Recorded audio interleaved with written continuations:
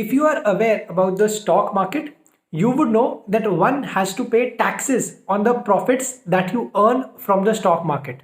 So a certain part of your overall profits goes to the government and the remaining is kept by you as your profit. But what if I tell you that there is a way that you can pay zero taxes on your stock market gains? Confused? Surprised? Or thinking that it's too good to be true? Okay, hear me out.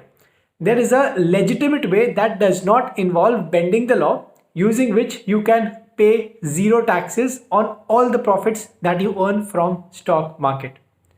All you need is a very good understanding of the taxation structure of the profits on stock market and then use it to your advantage. So in this video, we'll first take a look at the brief tax structure on equity gains. Then we'll do a mathematical demonstration of how you can pay zero taxes on all your gains. And then we'll address some questions, some things that you should bear in mind while adopting this strategy. So let's begin. First things first, the profits that you earn in the share market are divided into two types. The first one is the short-term capital gains and the second one is the long-term capital gains. What's the difference between the two? If your holding period, which means the time during which you are in possession of those shares, is less than 1 year, your profits will be classified as short-term capital gains, and in this case, your tax will be 15% of your profits.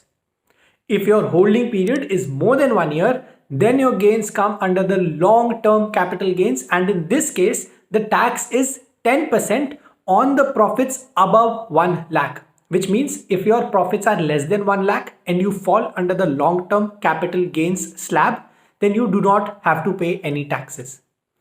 For the purpose of this video, our discussion will be limited to paying zero taxes on all your long-term capital gains. So if you are someone who is in the market for let's say 6 months, 8 months or 10 months, you can always stretch or extend your position to meet the long-term capital gains requirements if you are comfortable.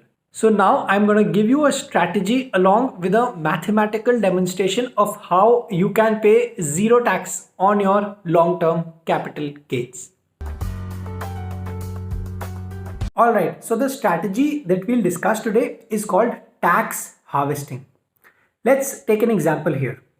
Suppose you invested 10 lakh rupees in the stock market and after let's say 5 years, this value becomes 15 lakhs. So today you are sitting on a profit of 5 lakh rupees. First of all, congratulations on this hypothetical profit. Second of all, you will have to now pay tax on this profit that you have earned because the overall profit is 5 lakhs and under the long-term capital gains structure, 1 lakh profit is exempt from any tax. So you are required to pay taxes on a net 4 lakh rupees of profit.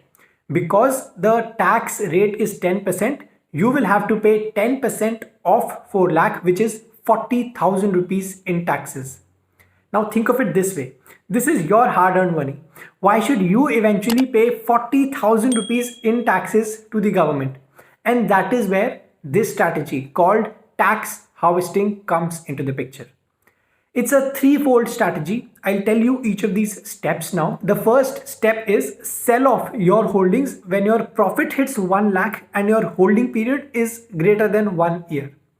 The second step is buy immediately at the same price at which you sold your holdings. And the final step is repeat this process whenever your gains hit 1 lakh rupees. Alright, so this is a very basic framework that I have given you. Let's apply this framework to this particular example. Now, you invested 10 lakh rupees. Today, your value is 15 lakhs after let's say 5 years, but during the entire journey, at one point of time, your portfolio value would have been 11 lakhs. Assuming that your holding period would have been greater than 1 year, which is required for you to come under the long-term capital gains structure, sell off your holdings when your portfolio hits a value of 11 lakhs.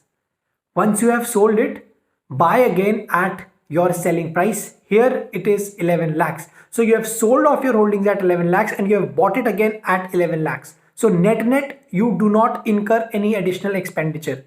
Now your profit from this transaction is 1 lakh rupees, but you do not have to pay any tax on it because profits up to 1 lakh are exempted from any taxes. Now next year, let's say your value of the portfolio hits 12 lakhs. Repeat the same process. Sell it off at 12 lakhs, buy it again at 12 lakhs. Again your profit is 1 lakh, but because you fall under the long-term capital gains structure and your gains are only 1 lakh for that year, you will not have to pay any taxes.